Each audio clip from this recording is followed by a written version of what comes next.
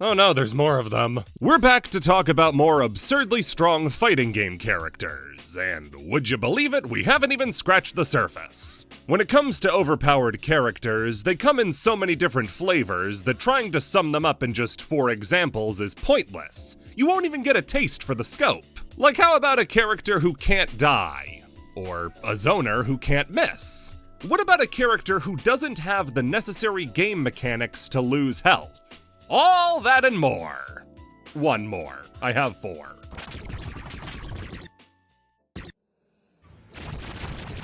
For the first game, we're going to be talking about something really special. Bushido Blade is a PS1 fighting game developed by Lightweight and published by Squaresoft. In a post-Final Fantasy VII world, Squaresoft was able to put money behind unique projects, like Tobal 2, Final Fantasy Tactics, Parasite Eve, and Bushido Blade. Bushido Blade is a weapons-based fighter that sets itself apart from games like Soul Calibur by focusing on realism. It always confused me when I started playing Tekken why Yoshimitsu wasn't the best character. He has a sword! Why doesn't he just stab Heihachi? Is he stupid? Oh wait, he is. A lot of weapon fighters have your weapons just act as really long punches. You can walk off a broadsword through the chest, and the worst that's going to happen is your pants fall off. Bushido Blade, however, goes for the one-hit, one-kill style. Weapons in Bushido Blade are dangerous. A single well-timed shot to the head ends a match instantly. There are very few second chances in Bushido Blade, and if you want to keep going, you're going to have to give something up. Shots to the body are usually fatal, but can be survived. Shots to the head are always fatal, and shots to the limbs are even worse. You can survive, but getting hit in the arms disables most of your moveset, and getting hit in the legs forces you to crawl everywhere.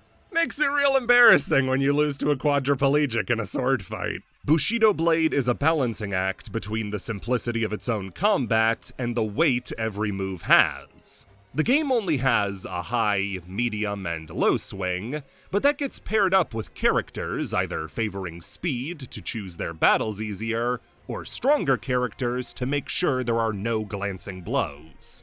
With different stances for each weapon, and the ability to mix and match characters and weapons, you're always going to be thinking while fighting. Combat in Bushido Blade is super thoughtful.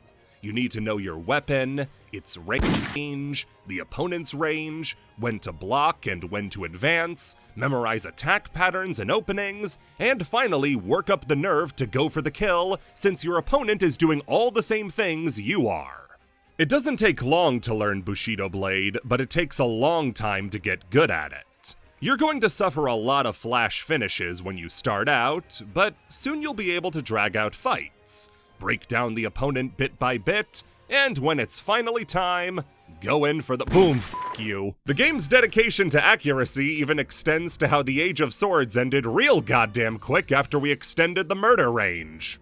Welcome, Shuvalt Kotze, a secret unlockable character you can play as following the game's survival mode, Slash Mode. He's an effeminate German cowboy hired by the game's villain to hunt down the members of his rival clan. If not for being paid, he would have no reason to even be in the country. But since the price is right, he's sniping samurai. Clearing 100 enemies in a row rewards you with the right to never lose at the game again, as Kotze is so broken that losing with him says more about your skill than it does the opponent. Kotze is the only character in the game who doesn't have the ability to select his own weapon at the start of a fight. Instead, he's stuck with only one. That one, though, is a gun. You know, normally it takes a bit of time and effort to explain a game and its mechanics and gimmicks, all of the characters, and how one character can be so much better than all the rest. But this time I really don't think I have to explain it, because he has a gun! Here's how long the average Kotze match lasts. Here's how long 2 Kotze matches last. Here's how long 3 Kotze matches last. There's a chance you'll survive the first shot, but Kotze has no problem rapid-firing a wounded target to make sure they stay down. You're lucky if the first shot kills you. If he takes out a limb, then either your only offensive option against him is going to be disabled, or you're going to be a sitting duck in the most dangerous range you can be against Katse, his line of sight. The gun has an absurd amount of ammo to go along with it, with his Mauser pistol holding 10 shots. Katse can play super sloppy and still steal a win whenever he wants to off the strength of being able to kill from a distance. His other tools are for if somebody actually does manage to get close to him, as he has the universal parry and a massive range maker in his double backflip. The trade-off is that his movement speed is pathetically slow, with him inching forward like he's trying to subtly get toilet paper off of his shoe. That doesn't really matter though, since his strengths are a direct counter not just to the characters, but the entire idea of the game. Bushido Blade is all about a thoughtful approach and measured offense, and Katse doesn't care about that at all. Katse doesn't need to play that game. He doesn't need to spend time getting in on his opponent. Instead, he can just stay still and wait for the opponent to test their luck. The gun's range is full screen. You can move both characters to the farthest points they can be from each other on the biggest maps in the game, and still Katse can kill you from that distance. His poor movement speed doesn't matter when the onus for engagement is entirely on the opponent. Katse requires zero thought. Everything he does is so absurdly safe because the opponent has no choice but to play his game if they want to win. What I was talking about earlier, that tug-of-war back-and-forth engagement as both players are making the same choices, doesn't exist in a match with Katse because Katse fundamentally doesn't do the same thing as any other character. To fight Katse, you have to play super timidly, more than with any other character in the game, while Katse simply has to keep his eyes on the screen. Katse is a black hole. You're going to try not to engage with him, but sooner or later, out of frustration or a want to get things over with, you're going to be pulled into the center, and eventually, you're going to die. Katse's greatest skill is the ability to kill patience. As you wait longer and longer, knowing that Katse has the game in the bag, the second you make a mistake, you're eventually going to get frustrated and make a sloppy move. As soon as you give up that game against him and rush him down, the second you commit to something is the second he fires. No character in the game, be they a fast or power character, has any recourse against Katse. You can't outpower him, you can't outrun his shots. Your best bet would be to land 10 perfect parries back to back until he runs out of ammo, but a single mistimed one turns into a loss. This makes the fight you have to go through against him in story mode somehow harder than the secret bosses you fight after. The only way to deal with Katse is to hope the AI is dumb enough to waste all 10 shots before it can land one, which will leave him without any other offensive moves. If you're bold, you can also try to go for his legs, since Katse isn't programmed with any attacks that work with injured legs. Yeah, put that on the super combo page. Counterplay, break his fucking legs. There is one last way though, since like with everything else in the game, Bushido Blade's round starts aren't traditional. Your opponent will give you a little monologue that you're free to move during, with Katse having an especially long one. If you want to, you can just run up to him and kill him while he's talking, making it past the fight with no sweat. Except, that's not a good idea. See, Bushido Blade is a real stickler for the rules of sword fighting. Bushido Blade locks a story mode ending behind a criteria of following the rules of Bushido. The game helpfully dumbs it down to a set of invisible rules during a fight so that you play fairly. There are no attacks during intros, no killing a downed opponent, no kills from behind, no kills with a throwable subweapon, and no kills while the opponent regains their footing when jumping back onto a ledge. If any of these rules are broken during any fight in story mode, it will end right after the fight with Katse with a proverb talking down to you for breaking the code. That means to get to the rest of the game, you have to beat Katse with every handicap you can think of. You have to play fair against a cheater.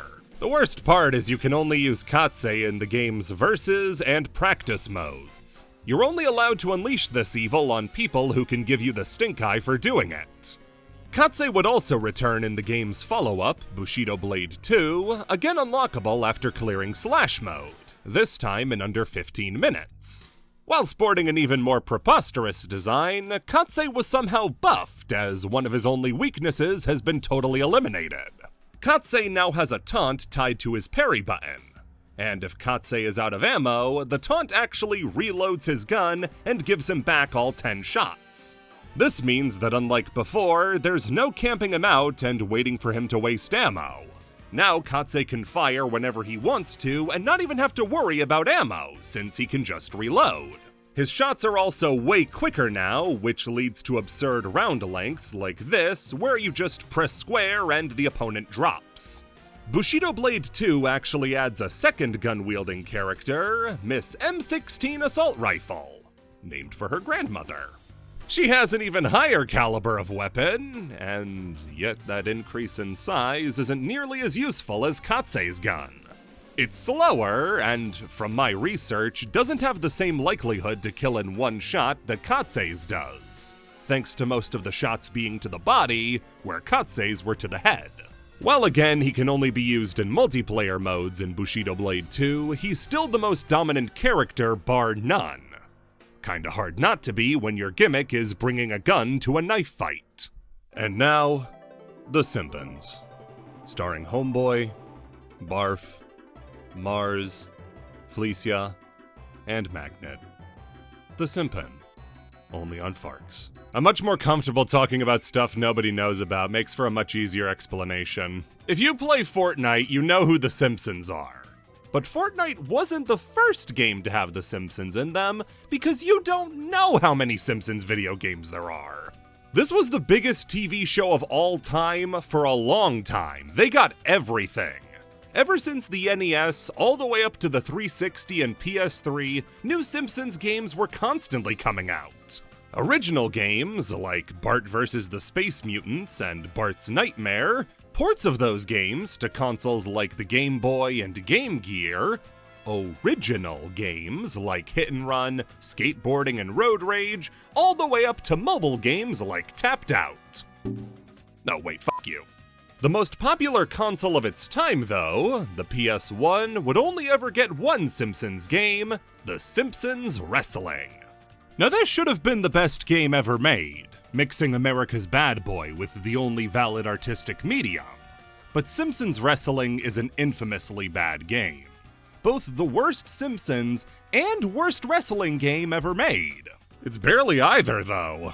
The game doesn't feature any wrestling mechanics aside from being in a wrestling ring and being able to bounce off the ropes. If anything, I'd say it's closer to a party fighter like Shrek Super Slam or Power Stone. The gameplay that replaces it is borderline Dadaism. It's just a rampage on screen at all times, characters throwing out AoE attacks, running and bouncing, throwing out specials to the point the game chugs to keep up with any of it.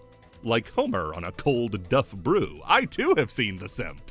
The game ends with a pinfall, but that's just a show of mercy. As a Simpsons game, the team at Big Ape clearly enjoyed the source material and loaded stages with background characters, but the part they couldn't control, the voice lines and jokes, are shockingly bad. There aren't jokes in this game. There are joke-shaped sentences, but they aren't funny. You couldn't scare me on the scariest day of your life if you had an electrified scaring machine. I'm gonna jump all over you like Brown on beer.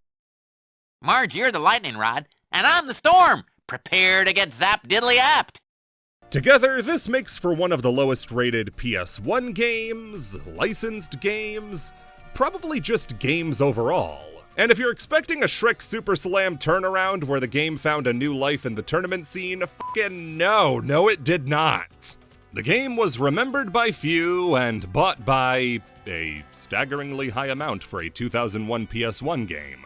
Anybody who did feel froggy enough to plumb the depths of Simpsons Wrestling was almost immediately chased out by a character so strong, he shares traits with some of the cheapest fighting game bosses of all time. While there are certainly good characters in the game, like Homer, Frink, and Apu, there's only one character who's the best, and it's the one with divine providence. Ned Flanders. Flanders isn't a part of the initial roster and can only be unlocked by beating him in Champions Circuit, the game's hardest mode. It's a good thing you can also unlock him via cheat code though, because the former implies you can beat Ned. How does this work? Because being good in this game implies you can understand it. Well, for Flanders it's simple. The game works on a 3-button system with a charge meter. Square is your regular combo attack, triangle is a special move, and circle is your strongest. The higher level the attack, the more charge it takes. It's not the worst idea for a fighting system out there, and if it was implemented better, I could see it working really well. Flanders, though, has the advantage of having 0 bad buttons, meaning it's impossible to make a wrong choice with him. His combo is strong, able to loop with itself over and over again at the cost of a pittance of super meter. Just like every other combo in the game as well, completing a combo will give you a letter of your taunt meter. And we'll go over what that does later. His triangle attack is to launch out a Bible with an insane amount of tracking, boomeranging back around in case you actually manage to miss with it.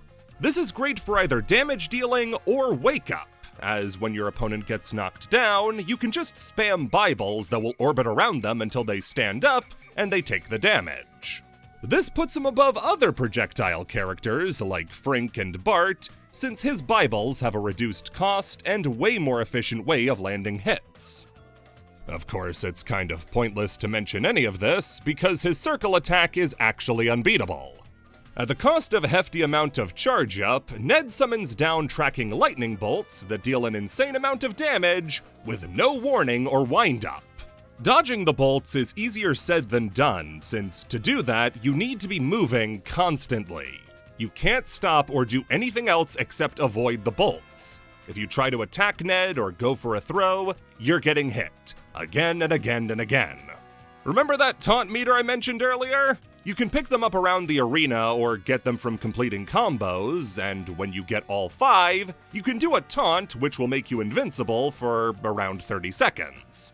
During that invincibility, you can set up for the lightning bolts, since that hefty charge animation is now protected by invincibility. Every character has access to this mechanic, but Flanders uses it the best.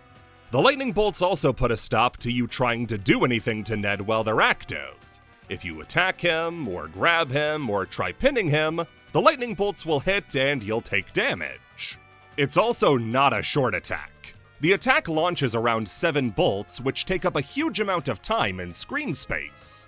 They can also OTG, meaning characters on the ground, or even being pinned, get hit all the same. Oh, and in case that wasn't enough, it stacks! If you manage to recharge your energy while the first lightning is going off, you can stack on a second set of lightning and deal twice as much damage. And unlike every other attack in the game, this one doesn't require repeated inputs. This is happening independent of what Flanders is doing. So while you're trying to escape the lightning, he's still comboing you and throwing out Bibles that will never ever stop hunting you. This also includes a regular grab, which makes for a great tool to stop people from getting away if they've been dodging too many bolts. You don't need to attack, just grab them, wait for the lightning to strike, then let them go. Rinse and repeat until you win the round. The church is taking a new stance. Instead of getting new members, they're just going to destroy non-members. Even with all of this, there are still characters who give Flanders trouble, like Willy. Willy is the game's premier grappler. He has a rake, which makes for great range and can protect him from a few lightning bolts. So even if he's dominant, he's not oppressively strong. The first time. Let's say you have a pressing email to get to, or get into a car crash while playing as Ned, and the opponent actually manages to pin you. Ever play Third Strike? If Flanders has his health totally reduced and is pinned, after the pinfall, Flanders will resurrect with all of his health back, meaning he has twice as much health as every other character in the game on top of all of his other tools.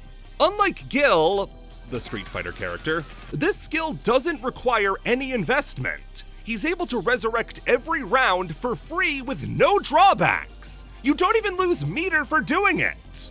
It's important to remember that despite being a character with boss-level abilities, Ned isn't a boss character. That's Mr. Burns, Kang, and Kodos.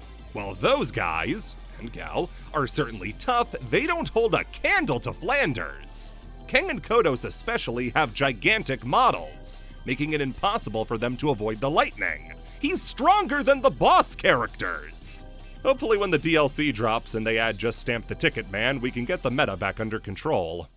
And now on to Japan's Simpsons, Kamen Rider. I didn't know just how many of you liked Kamen Rider, and I was very violently made aware that I am outnumbered. We'll be returning to Super Climax heroes for this one, because Kamen Rider Skull is far from the only character who's broken.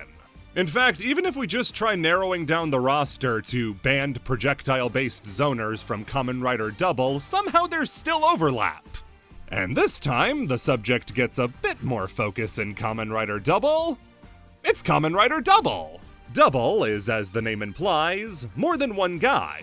Protege of Kamen Rider Skull, Shotaro Hidari tries to keep the city of Futo safe from dopants, criminals using evil flash drives called Gaia memories to transform into monsters to commit crimes. To help him out is a mysterious guy named Philip, who wears a matching belt to Shotaro, which allows Shotaro to become Kamen Rider Double after absorbing Philip's energy. As if being a package deal wasn't enough, Double also comes packing a load of purified Gaia memories that allow him to transform into 9 different forms depending on which one the two load in before they transform. This is translated into the game by giving Kamen Rider Double the nuttiest gimmick I've ever seen on a fighting game character. There are odder ones, fighting game characters with crafting elements and drawing mini-games, but none of them match just how nuts Kamen Rider Doubles is. For me, I play Kamen Rider Super Climax Heroes on a Wii Pro controller, and in this case, the game uses the D-pad instead of the control stick for movement, and that stick is sometimes dedicated to a character's gimmick instead of movement. In Kamen Rider Double's case, pressing left or right on the left stick will have you cycling through various Gaia memories to mix and match them to transform into his 9 different versions. You can match Cyclone, Heat, and Luna memories to Joker, Metal, and Trigger memories. The left half dictates the elemental properties of the move, while the right determines the weapon. So his standard form, Cyclone Joker, gets a huge tornado attack on a brawling moveset. Heat Metal gets a long bow staff with a fire buff, and then there's Luna. The moon is a lot of things, but top of the list is Stretchy. Luna gives the 3 Gaia memories it can be matched up with insane buffs. Metal's staff range is increased by a huge amount. Joker doesn't have to be in the same time zone to combo you with mile-long normals that make Dhalsim look normal. Trigger, meanwhile, is the other broken half, since it gives him a gun. Skull proved having a gun in this game is a huge advantage, but the Cyclone and Heat versions both proved to be pretty great on their own, either giving you a fast rapid fire in Cyclone, or the best anti-wake-up in the game on Heat. So you take Luna, the best of the left-sided memories, and mix it with Trigger, the best of the right-sided memories, and you get a goddamn nuclear bomb. This is Kamen Rider Double Luna Trigger, the only one of the 9 forms to be so strong, it's banned. Now, what good does Stretchy Arms do for using a gun?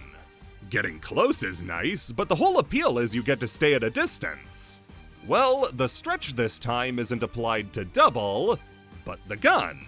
Instead of firing out the rapid shot or strong shot of the other forms, Luna Trigger will fire out a volley of tracking shots. These shots have an insane degree of homing to them, able to hunt down opponents on the furthest ends of the map from Double. No matter where they move to, the shots will follow, and can only be snuffed out by a dodge or a block. The tracking is so potent that escaping behind Luna Trigger still isn't enough. You'd think that getting out of the line of sight of a zoner would be enough to escape, but no! This is a zoner who can hit you without even aiming at you. The tracking isn't the only nasty thing about his shots, it's the amount of shots he fires. You might be able to counter the first one, but are you going to be able to counter all of them? All 11 shots? Luna Trigger easily counters rider cancels. Imagine using up your whole block meter to break away, and then they just keep hitting you. How do you fight back? If you feel like holding down the block button to try to escape from the shots, that's not going to work either. because the amount of shots Luna Trigger fires is enough to melt through the shield meter. And if you lose all your shield, you can't block for quite a while. Dodging seems like a slightly safer option, but you have to account for just how many shots you're dodging. The first dodge is going to dodge the first shot, but are you going to be able to dodge the 5 more coming after that? Luna Trigger's actual moves that use these homing shots as well are crazy good. You can go for a heavy, which just fires out 1, press it again and you've got the next few minutes set, and then 1 more press finishes it off. HHH is about as complex as Luna Trigger combos get. Your physical attacks aren't anything to write home about, but you're piloting an Apache attack helicopter and complaining about the radio stations. You're gonna be fine! Besides, it's not like you're also not doing some heinous shit with those. The light and heavy combo is a nearly inescapable loop that only stops when you let it. Luna Trigger's special attack button, though, is where the real damage is done. On the surface, it looks just like HH, but compare the two. Here's HH, and here's special. Similar, right? Similar damage, similar animation. But did you notice something? With HH, his rider bar goes up. And with special, his rider bar goes down. In no world is there a reasonable explanation, but they gave Luna Trigger's special shot meter drain. And if all 11 shots land, it takes away a full 1/4 of your meter. All of these shots as well push the opponent to full screen, creating a whole stage's worth of space between Luna Trigger and whoever he's fighting. If you do manage to get in on Luna Trigger, well, Skull's training serves well, since the trigger forms all have the dodge shot rider art, like Skull. Difference is they don't do a 1/5 of your health on hit, but it's about as good. These shots have a lot of nasty properties. They're amazing for zoning, they're great up close since the reaction time to dodge to them is severely lessened, they're amazing rushdown tools since the jumping shots can act as mix-ups, the jumping special feels like a tactical strike, they even naturally counter the few weaknesses Luna Trigger has. A really good way to get around Luna Trigger is to pick a rider with the zigzag dodge rider art, like Kabuto and the Bee. This is one of the only reliable ways to get away from Luna Trigger shots. However, if they get close enough, the shots they're dodging will simply swing back and hit them anyway. Not that it matters, the special drains meter, remember? And rider arts cost 1/2 a bar. When 1 full shot takes out a whole bar, it's not hard for Luna Trigger to just never let the opponent have any special meter. That's not even all of it, because 4 or 6S gives you a temporary buff to your special move, which in Luna Trigger's case, takes away 1/2 of a full bar instead of a 1/4. Luna's biggest weakness is low defenses. It only takes a few good strings to leave him on death's door. If that does happen though, chances are Luna will still be left with a ton of red health, which after a while will recover naturally. All Luna Trigger has to do is spam shots incessantly until the opponent either dies or you get your red health back, which they can do by doing what they've been doing for the entire round. Let's say we're in a fantasy though, and there's a situation that Luna Trigger isn't favored in. I don't know if that's during a 2-on-1 fight or if Satan challenged you to a game, but there is a solution to even that. You can just stop using Luna Trigger mid-match. Remember, Luna Trigger is one of 9 different forms that Double can use in a match. If the situation calls for it, you can use Cyclone Joker, Cyclone Metal, Luna Joker, Flame Trigger. You have 9 characters worth of moves all in one.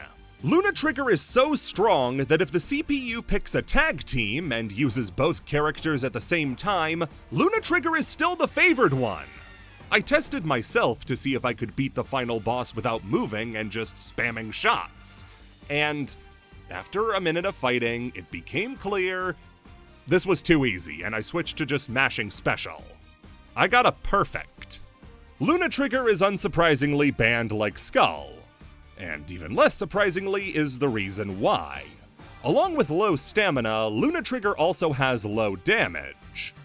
Compared to Skull, of course, but the worst part of Luna Trigger is that it takes a really long time to kill anything. Unless you chance going in for melee, which will speed things up a bit, Luna Trigger takes all day to end a round. So even if he's impossible to lose with, you might not want to pick him by virtue of how boring he is. The funniest part of all of this, though, is that Kamen Rider Double isn't banned, just Luna Trigger. You can use any other combination of Double's forms that you want, you just can't switch to Luna Trigger. Man, Double must be a boring show if every episode they just bust out Luna Trigger and camp the monster of the week to death. Now again, I'm sure there's one smug asshole watching right now, wiggling his ears, saying, "Ooh, I knew all of these already. I am very smart." Bring it in! Bring in the big one! You're about to get slammed, bitch. Bring in the big one! There it is! Nice and big for ya! Lego games! A cornerstone of a lot of childhoods, launched a 2-decade spanning series that's still getting new games and half of them are Batman, kept Traveler's Tale employed for the next 500 years, one of the most important series of all time. I think a lot of these games' early successes can be tied to people's parents. Back when they were the ultimate say on what games we got, and seeing a perfect crossover of what we liked, Lego, with what they liked, old movies, was the perfect middle ground where we could both enjoy it. You'll have people arguing which game is best, but nobody denies which is the most iconic. Right behind Lego Indiana Jones 2: The Adventure Continues, which added one new movie, is Lego Star Wars: The Complete Saga.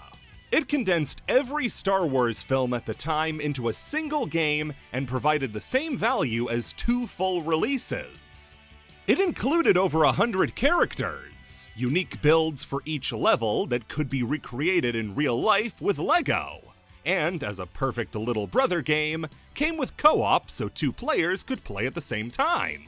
This has to be one of the biggest selling features of the Lego games. The ability to play with siblings, parents, friends, even grandparents, thanks to the simple puzzles and gameplay, pushed these games really far. For as explored as these games are, though, there's one aspect to them that I think very few people know about. These games are cooperative, but did you know Lego Star Wars has a competitive mode? Yeah, the 2-player arcade is a room next to the Episode 1 door that takes you to an honest-to-goodness Lego fighting game, where you and your opponent each pick a character and duke it out. You'll also have the option of swapping between a Jedi, Sith, bounty hunter, droid, small and high jump character the game picks out at random, so when Gonk Droid v Gonk Droid finally loses its appeal, you can play a real game. Before getting into the characters of this mode, big shout out to Wishful Ranger 22 for being the only person to ever play this mode, and turning me on to all the information I'm about to regurgitate. I wouldn't care about this if it wasn't for them. Now this mode does have 3 undisputed, literally impossible to dispute best characters. I would also like to highlight the worst real quick.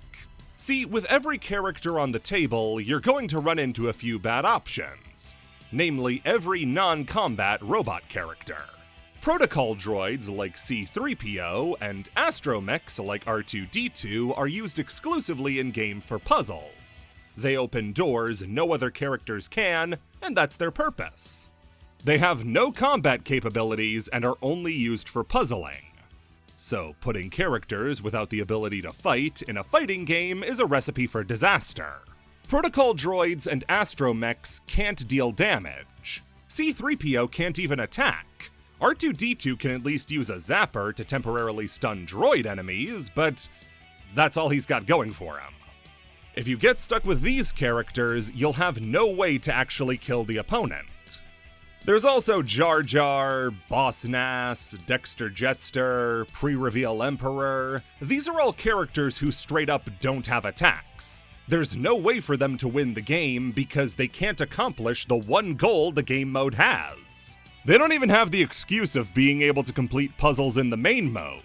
They're functionally useless in every regard. Somehow though, Jar Jar might still be the worst of them because unlike the rest, he's a high jump character. Meaning that you're likely to get him in the high jump slot when the game doles out the random character pool. However, to balance out the characters who can't win, there have to be characters who can't lose.